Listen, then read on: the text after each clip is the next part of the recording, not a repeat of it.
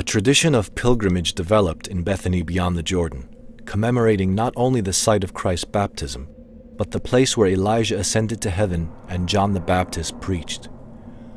But what did it mean for them to visit a place they believed to be sacred? What did they expect to find when they went there? Pilgrimage to a sacred site. You have to give up your time. You have to exert yourself. It can be very, very demanding. But in doing that, there is a spiritual feedback. God is present everywhere and fills all things. At the same time, there are certain places on earth where His presence is experienced with an especial power and immediacy, what we might call thin places, where the wall of partition between the visible and the invisible world grows transparent, points in sacred space. There are places in the universe that are very thin, and though they are material, when one is there, one senses that one is in the presence of something that is much, much more than just the material. Having been to the Church of the Holy Sepulchre, having been to Bethlehem, the site of Jesus' birth, having been to the Jordan River, I can say that there is a sense of God's energy, God's grace that is focused in those places in a particularly powerful way. Pilgrimages that we make, in fact, symbolize the fact that all our human life is a pilgrimage. It brings to our minds the fact that our true home is heaven.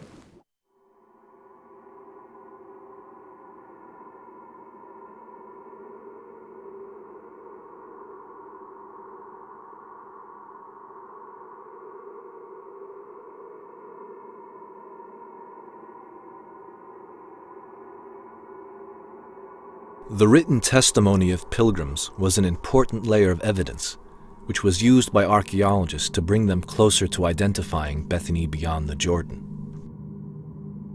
The many pilgrims who visited the site in commemoration of Christ's baptism wrote careful and detailed descriptions of what they saw there.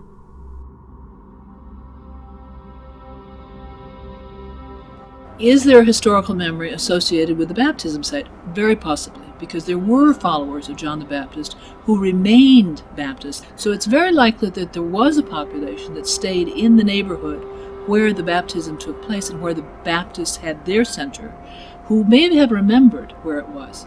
The records of pilgrim travelers, pilgrim visitors who went to the site of the baptism, and they talk about going to a place on the east side of the river, the place where the Israelites would have crossed, a place where Elijah ascended. They talk about this as being the place of the baptism of Jesus on the east side of the river. When you read pilgrims from the 4th, 5th, 6th, 7th century, the description of the places they gave in that time, now we find everything there. Now, to exactly locate the place is a pilgrim, the pilgrim of Bordeaux. So in the 333, he went down to the Jordan River, and he says the place where Jesus was baptized is 5 miles to the north of the Dead Sea, exactly pointing where it was commemorated the baptism of Jesus. Interesting visitor or traveler who visited the site in 530 is Theodosius. His account is quite interesting because he mentions that where the Lord was baptized beyond the Jordan, there is a little mountain from which the prophet Elijah was carried up to heaven. The last pilgrim we have was in the 14th century. Poloner, somebody told him there are ruins of the Christian sanctuaries across the Jordan. he says, I didn't cross the Jordan River for fear of the tribes. So from the 14th century, you must wait until the discovery of the Madaba map.